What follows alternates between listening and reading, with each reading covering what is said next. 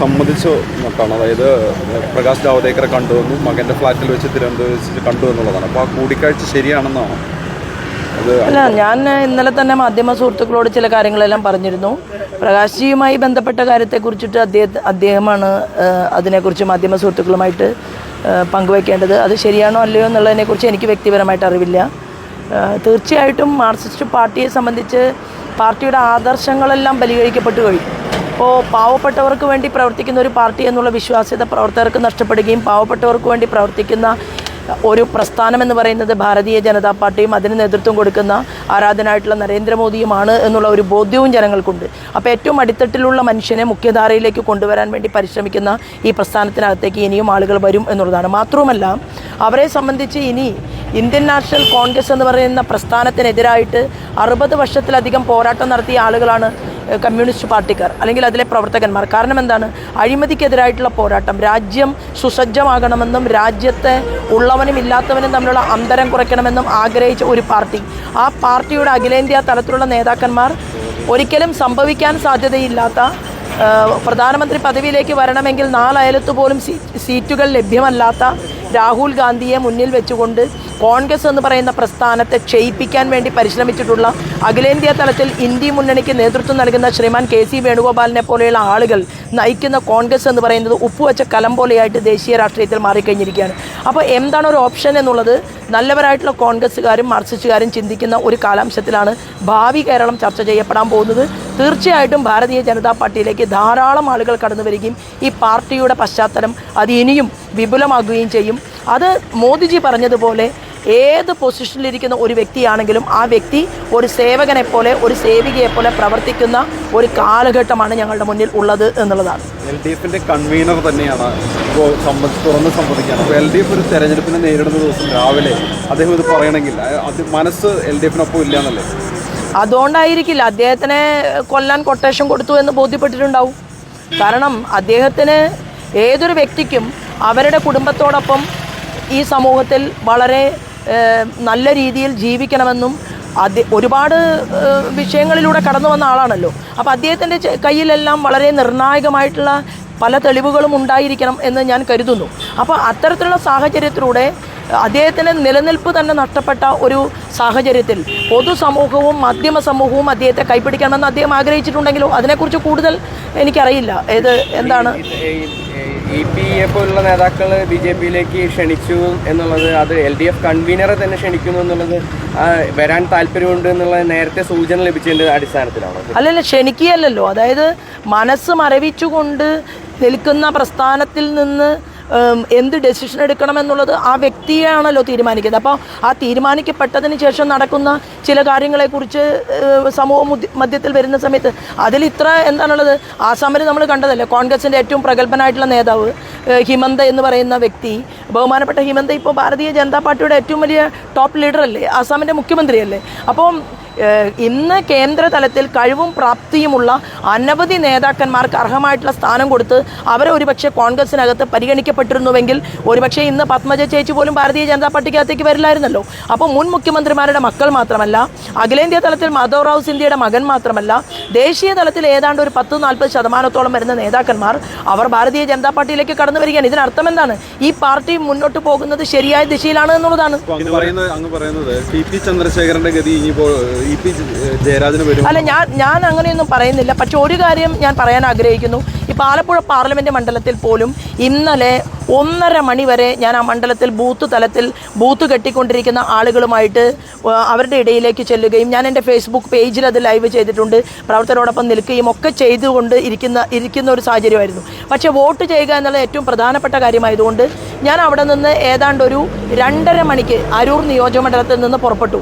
2:30 മണിക്ക് പുറപ്പെട്ട് ഏതാണ്ട് ഒരു 5 മണിയോട് കൂടിയിട്ട് 4:30-5 മണിയോട് കൂടിയിട്ട് എനിക്ക് എൻ്റെ വീട്ടിലെത്താൻ പറ്റി. വടക്കാഞ്ചേരി നിയോജകമണ്ഡലത്തിലാണ്, ആലത്തൂർ പാർലമെൻറ്റ് മണ്ഡലത്തിലാണ്, 53-ാം ബൂത്തിലാണ് ഞാൻ വോട്ട് ചെയ്തത്.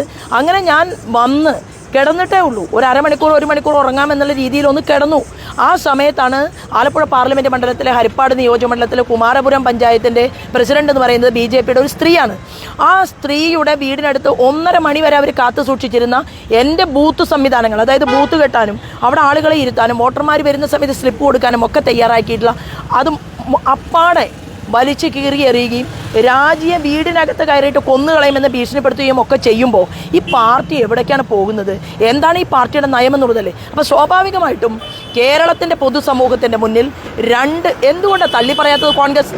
മാർക്സിസ്റ്റ് പാർട്ടി ഇത്തരത്തിലുള്ള ക്രിമിനൽ കുറ്റകൃത്യങ്ങളിലൂടെ മുന്നോട്ട് പോകുമ്പോൾ അവരെ യഥാർത്ഥത്തിൽ സമൂഹമധ്യത്തിൽ തുറന്നു കാണിക്കണമെന്ന് തയ്യാറാകാത്ത കോൺഗ്രസിൻ്റെ ചിന്ത എന്നാണ്. അപ്പോൾ കോൺഗ്രസും മാർക്സിസ്റ്റ് പാർട്ടിയും ഒരുമിച്ച് കൈകോർത്ത് പിടിക്കുകയല്ലേ? അഴിമതിയുടെ കാര്യത്തിൽ ഒറ്റക്കെട്ടാണ്. അക്രമത്തിൻ്റെ കാര്യത്തിൽ മാർക്സിസ്റ്റ് പാർട്ടി നടത്തുന്ന അക്രമത്തിനെതിരെ അപലപിക്കാൻ തയ്യാറല്ല. ഭീകരവാദികളുടെ വോട്ട് പങ്കുവയ്ക്കുന്ന കാര്യത്തിലും രണ്ടു കൂട്ടരും ഒരേ നയം സ്വീകരിക്കുന്നു. ഏത് കാര്യത്തിലാണ് കോൺഗ്രസും മാർക്സിസ്റ്റ് പാർട്ടിയും തമ്മിൽ വ്യത്യാസമുള്ളത്? ഈ അസംതൃപ്തരായി ഇനിയും കൂടുതൽ നേതാക്കൾ ബിജെപിയിലേക്ക് വരാൻ തയ്യാറെടുത്ത് നിൽക്കുന്നു. അത്തരത്തിൽ ഏതെങ്കിലും ചർച്ചകളൊക്കെ നടന്നിട്ടുണ്ട്? ഭാവി കേരളത്തിൽ കാണാൻ പോകുന്നത് ത്രിപുരയിലെ പോലെ കേവലം 2%, 2.5% വോട്ടുണ്ടായിരുന്ന ത്രിപുര ഭാരതീയ ജനതാ പാർട്ടിയുടെ നേതൃത്വത്തിൽ അവിടെ മുഖ്യമന്ത്രിയെ സൃഷ്ടിച്ചതുപോലെ വരാൻ പോകുന്ന കേരളത്തിൻ്റെ മണ്ണ് ഭാരതീയ ജനതാ പാർട്ടിയുടെ മുഖ്യമന്ത്രിക്ക്, NDAയുടെ മുഖ്യമന്ത്രിക്ക് പാകമായി തുടങ്ങും എന്നുള്ളതാണ്. അത് ഈ പാർലമെന്റ് തെരഞ്ഞെടുപ്പിന് ശേഷം നമുക്ക് കാണാൻ സാധിക്കും. അത് കുഴപ്പമില്ല. എന്നെ അറിവില്ലെങ്കിലും എന്നെ കണ്ടിട്ടില്ലെങ്കിലും ജാവേദ്കറെ കണ്ടു എന്നെങ്കിലും ഇപ്പൊ തൽക്കാലം സംഭവിച്ചിട്ടുണ്ടല്ലോ. അപ്പൊ മുഖ്യമന്ത്രി പറയുന്നത് കൂട്ടുകെട്ട് ശരിയായില്ല ജയരാജന്റെ എന്നാണ് പറയുന്നത്. അപ്പൊ ജാവേദ്കറെ കണ്ടതുകൊണ്ടാണ്? അല്ല, അത് ഇപ്പം മുഖ്യമന്ത്രിക്ക് വലിയ നല്ല കൂട്ടുകെട്ടല്ലേ. കരിമണൽ കർത്തയുമായിട്ട് കൂട്ട്, അതുപോലെ തന്നെ സൗത്ത് ആഫ്രിക്കയിലെ ബിസിനസ്സുകാരുമായിട്ട് കൂട്ട്, ദുബായിലെ ഏറ്റവും വലിയ ബിസിനസ്സുകാരനുമായിട്ട് കൂട്ട്, കൊല്ലത്തെ ഏറ്റവും വലിയ ബിസിനസ്സുകാരൻ്റെ കമ്പനിക്കകത്ത് കൂട്ട്. അപ്പോൾ കേരളത്തിൻ്റെ മുഖ്യമന്ത്രി പിണറായി വിജയനെ പോലെ ഇത്ര നെറികെട്ട കൂട്ടുകെട്ടുമായിട്ട് മുന്നോട്ട് പോയിട്ടുള്ള ഒരാൾ പോലും കേരള രാഷ്ട്രീയത്തിലുണ്ട് എന്ന് ഞാൻ കരുതുന്നില്ല. എല്ലാ രീതിയിലും അദ്ദേഹം ഈ കമ്മ്യൂണിസ്റ്റ് പ്രസ്ഥാനത്തെ അപജയത്തിൻ്റെ വക്കിൽ എത്തിച്ചു കഴിഞ്ഞു എന്നുള്ളതാണ്. ഇനി അതിലെ പ്രവർത്തകർക്ക് ക്ഷമിക്കാൻ നെല്ലിപ്പലയോളം എത്തി നിൽക്കുകയാണ്. അതിനെക്കുറിച്ച് കൂടുതലൊന്നും പറയേണ്ട കാര്യമില്ല. ജയരാജനെ പാർട്ടി ഭയപ്പെടുത്തിയൊരു നിശബ്ദനാക്കുന്നു എന്നുള്ളൊരു കാര്യം ഞാൻ ഇതിനെക്കുറിച്ചുള്ള എൻ്റെ സ്റ്റേറ്റ്മെൻറ്റ് കഴിഞ്ഞു. പക്ഷെ ഒരു കാര്യം ഞാൻ പറയാം, ഇത് വെള്ളരിക്കാപട്ടണമല്ല. കേരളം എന്ന് പറയുന്ന സംസ്ഥാനത്ത് കൊലക്കത്തിയുമായിട്ട് മുന്നോട്ട് പോകുന്ന ആ ഒരു സാഹചര്യമുണ്ടല്ലോ, അത് എപ്പോഴാണ് കത്തി താഴെ വെച്ചത്? കേരളത്തിൻ്റെ മുഖ്യമന്ത്രി പിണറായി വിജയനും കൂട്ടരും കത്തി താഴെ വയ്ക്കാൻ തയ്യാറായത് നല്ല ചങ്കുറപ്പുള്ള അമിത്ഷാജി ഹോം മിനിസ്റ്ററായിട്ട് ഈ രാജ്യത്തിൻ്റെ ഭരണകൂടത്തിൻ്റെ തലപ്പത്തുള്ളത് കൊണ്ടാണ് എന്നുള്ള ഒരു ബോധ്യം അവർക്കും ഉണ്ടായിട്ടുണ്ട് എന്നുള്ളതാണ്. ഞങ്ങൾക്ക് ഒരുപാട് ആളുകളെ ബലിദാനികളാക്കേണ്ടി വന്ന മണ്ണാണ് കണ്ണൂർ. കേരളത്തിൽ ആകമാനം അത് സംഭവിച്ചിട്ടുണ്ട്. ഭീകരവാദികളുടെ പിറകിൽ നിന്നുകൊണ്ട് സഹായം ചെയ്തു കൊടുത്തുകൊണ്ട് ഞങ്ങളുടെ ആലപ്പുഴയിലെ തന്നെ നന്ദുവിനെ കൊലപ്പെടുത്തി, രഞ്ജിത്ത് ശ്രീനിവാസനെ കൊലപ്പെടുത്തി. ആ ഭീകരവാദികളുടെ വോട്ടും വാങ്ങിയിട്ട് ആരിഫിൻ്റെ തെരഞ്ഞെടുപ്പ് പ്രചരണത്തിൻ്റെ കൂടെ ഉണ്ടായിരുന്ന PDP-കാരുടെ കൊടിയാണ്. അടുത്ത നിയമസഭാ തെരഞ്ഞെടുപ്പിൽ ഇ.പി. ജയരാജൻ BJP സ്ഥാനാർത്ഥി സാധ്യത. നോക്കൂ, ഞാൻ പറഞ്ഞത് ഭാരതീയ ജനതാ പാർട്ടി നേതൃത്വം നൽകുന്ന NDA ഞങ്ങൾക്ക് മന്ത്രിമാരും മുഖ്യമന്ത്രിയും ഒക്കെ ഉണ്ടാകും. അപ്പോൾ അത്രയേ ഇപ്പം ഞാൻ അതിനെക്കുറിച്ച് പരാമർശിക്കുന്നു. ഇതിൽ ഈ പിണറായിയോളം അത്ര നെറികെട്ടവനല്ലാത്തതുകൊണ്ടാണോ ഇ.പി. ജയരാജനുമായിട്ട് സംസാരിക്കുന്നതും അത്തരം കാര്യങ്ങളിലേക്ക് മുന്നോട്ട് പോയതും? നോക്കൂ, ഇതൊക്കെ കേരള പൊതുസമൂഹത്തിൻ്റെ മുന്നിൽ ഇതിന് ചോദ്യവും ഉത്തരവും കണ്ടെത്തേണ്ടത് മാധ്യമ സുഹൃത്തുക്കൾ തന്നെയാണ്. കൂടുതൽ അതിനെക്കുറിച്ചൊന്നും എനിക്ക് പറയാനില്ല. ഞാൻ ആലപ്പുഴയിലേക്ക് ഞാൻ തിരക്കിലാണ്, അവിടെ പോകാൻ നിൽക്കുകയാണ്. അല്ല, ഞാൻ പറഞ്ഞല്ലോ 90% എത്തി എന്ന് പറഞ്ഞാൽ പിന്നെ അതിനകത്ത് എന്താണ് കൂടുതൽ പറയാനുള്ളത്? അപ്പോൾ ബാക്കിയൊന്നും ഇപ്പോൾ പറയേണ്ട കാര്യമില്ല. കാരണം എന്നെ അറിയില്ല എന്നാണല്ലോ അദ്ദേഹം പറഞ്ഞിട്ടുള്ളത്. അപ്പോൾ ബാക്കി നമുക്ക് പിന്നീട് വഴിയെ പറഞ്ഞാൽ പോരെ. അല്ല, തുറന്ന് പറഞ്ഞു കഴിഞ്ഞല്ലോ. അതായത് ഡൽഹിയിലെത്തിയത് പറഞ്ഞു, ഡൽഹിയിലെ ഹോട്ടലിൽ ചായ കുടിച്ചത് പറഞ്ഞു. അതിനുശേഷം എന്താണ് സംഭവിച്ചത്? ഇവിടെ നിന്ന് ഭീഷണി കോളുകൾ വരികയും തിരിച്ചു വരേണ്ട സാഹചര്യം ഉണ്ടാവുകയും ചെയ്തതിനെക്കുറിച്ച് പറഞ്ഞു. പക്ഷെ അദ്ദേഹവും കൈപ്പിടിച്ച ആള് വളരെ മോശക്കാരനായതുകൊണ്ട് അദ്ദേഹത്തിനെയും വിൽക്കാൻ പറ്റുമോ എന്ന് അദ്ദേഹം നോക്കിയത് കൊണ്ടും ഒരു പക്ഷെ അതെല്ലാം അതിൽ ഘടകമായിട്ടുണ്ടാകാം. എനിക്കതിനെക്കുറിച്ച് കൂടുതൽ അറിയില്ല. അല്ല, അയാളുടെ പേരെ പരാമർശിക്കാൻ ഞാൻ ആഗ്രഹിക്കുന്നില്ല. കാരണം വിലയില്ലാത്തവനെ വളർത്താനായിട്ട് എൻ്റെ 10-30 വർഷത്തെ പൊതുപ്രവർത്തനത്തിലെ ഒരംശം പോലും ചെലവഴിക്കരുത് എന്നാണ് പൊതുസമൂഹം എന്നോട് പറഞ്ഞിട്ടുള്ളത്. നമ്മൾ മുട്ടുമ്പോൾ പിണറായി വിജയനെ പോലെയുള്ള ആളുകളുമായിട്ട് സംവാദം നടത്തണം. അയാളെ ഇനി മൈൻഡ് ചെയ്യേണ്ട കാര്യമില്ല. അത് നിങ്ങൾ അതിനെക്കുറിച്ച് അന്വേഷിച്ച് കണ്ടെത്തിയാൽ മതി. അല്ലെ, അത് നോക്കൂ, ഒരു ഓഫറിൻ്റെയും അടിസ്ഥാനത്തിലല്ല ഭാരതീയ ജനതാ പാർട്ടി നേതൃത്വം നൽകുന്ന NDAയിലേക്ക് രാജ്യം മുഴുവനുമുള്ള പ്രഗത്ഭമതികളായിട്ടുള്ള നേതാക്കന്മാർ കടന്നു വരുന്നത്. അവർ ഈ പ്രസ്ഥാനത്തിലേക്ക് വരുന്നത് അവർ നിൽക്കുന്ന സ്വന്തം പ്രസ്ഥാനത്തിൽ അതിനേക്കാൾ ശരിയാണ് ഭാരതീയ ജനതാ പാർട്ടി എന്ന് തോന്നുന്നത് കൊണ്ടാണ് പല ആളുകളും കടന്നു വരുന്നത്. അപ്പോൾ അതും അത്രമാത്രമേ ഇതിൽ, അതായത് വിജയിക്കാതെ പോയ 90% എത്തിയ ഒരു കാര്യത്തെക്കുറിച്ച് 100% എത്തിയതിനു ശേഷം പറയേണ്ട ഉത്തരം ഞാനിപ്പോൾ പറയണം എന്ന് ഞാൻ ആഗ്രഹിക്കുന്നില്ല. അല്ല, കേരളത്തിൽ ഒരു 7ഓളം വരുന്ന പ്രഗത്ഭന്മാരായിട്ടുള്ള നേതാക്കന്മാരെ നേരിട്ട് ഞാൻ കണ്ടിട്ടുണ്ട്. ഞാൻ അവരുമായിട്ട് സംസാരിച്ചിട്ടുണ്ട്. അല്ലല്ല, അത് കോൺഗ്രസിനകത്തുള്ള നേതാക്കന്മാരുമുണ്ട്, മാർക്സിസ്റ്റ് പാർട്ടിക്കകത്തുമുള്ള നേതാക്കന്മാരുമുണ്ട്. അത് വെളിപ്പെടുത്തേണ്ട സമയമാകുന്ന സമയത്ത് മാധ്യമ സുഹൃത്തുക്കളോട് പറയാം.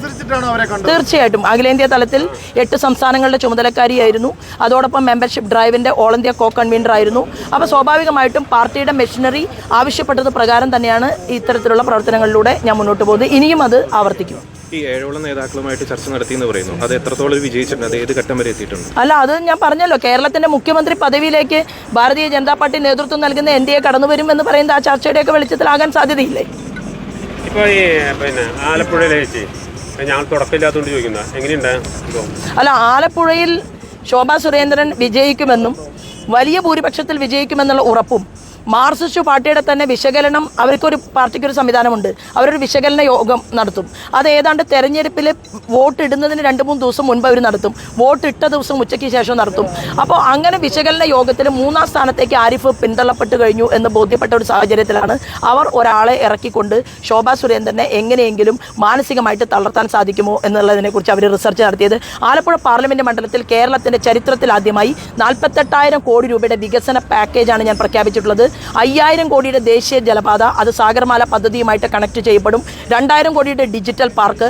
ആലപ്പുഴ പാർലമെന്റ് മണ്ഡലത്തിൽ ഞാൻ അവതരിപ്പിച്ചിട്ടുള്ള വികസന രേഖയിൽ പ്രത്യേകമായിട്ട് സ്ത്രീകൾക്ക് വേണ്ടിയിട്ടൊരു പാക്കേജ്. ഇത് ദേശീയ തലത്തിൽ ഭാഗ്യവശാൽ ഇന്ത്യയുടെ പ്രൈം മിനിസ്റ്ററുമായും അതുപോലെ തന്നെ അമിത്ഷാജിയുമായിട്ട് പോലും സംസാരിക്കാൻ സാധിച്ച ഒരു സാധാരണക്കാരി എന്നുള്ള രീതിയിൽ ഞാൻ വളരെ എന്താ പറയുക, ഇത്രയും കാലത്തെ പ്രവർത്തനത്തിൽ എനിക്ക് മോദിജിയുടെ ഒരു കത്ത് വന്ന സമയത്ത് അദ്ദേഹം അതിൽ എഴുതിയിരിക്കുകയാണ്, ഭയപ്പാടില്ലാതെ പൊതുപ്രവർത്തനത്തിന് നേതൃത്വം കൊടുക്കുന്ന ശോഭയെ എനിക്ക് എൻ്റെ ടീമിൽ, അതായത് അസറ്റായിട്ട് ഞാൻ കരുതുന്നു എന്നുള്ള ആ 3 വരി മാത്രം മതി എൻ്റെ പൊതുപ്രവർത്തന ജീവിതത്തിൽ ഏറ്റവും വലിയ സർട്ടിഫിക്കറ്റായിട്ട് ഞാൻ അതിനെ ഏറ്റുവാങ്ങുന്നു. ആ ഒരു പാക്കേജ് ആലപ്പുഴ പാർലമെന്റ് മണ്ഡലത്തിലെ വികസനത്തിന് വേണ്ടി ജനങ്ങൾ, പൗരന്മാർ ഏറ്റെടുക്കുമെന്ന് എനിക്ക് ശുഭാപ്തി വിശ്വാസമുണ്ട്. അല്ല, നിങ്ങൾ ഒരു 10 ചോദ്യവും 10 ഉത്തരവും പറയിക്കണമെന്ന് ആഗ്രഹിച്ചുകൊണ്ട് ആ ചാപ്റ്ററിനെ കുറിച്ച് കൂടുതൽ പറയേണ്ട കാര്യം.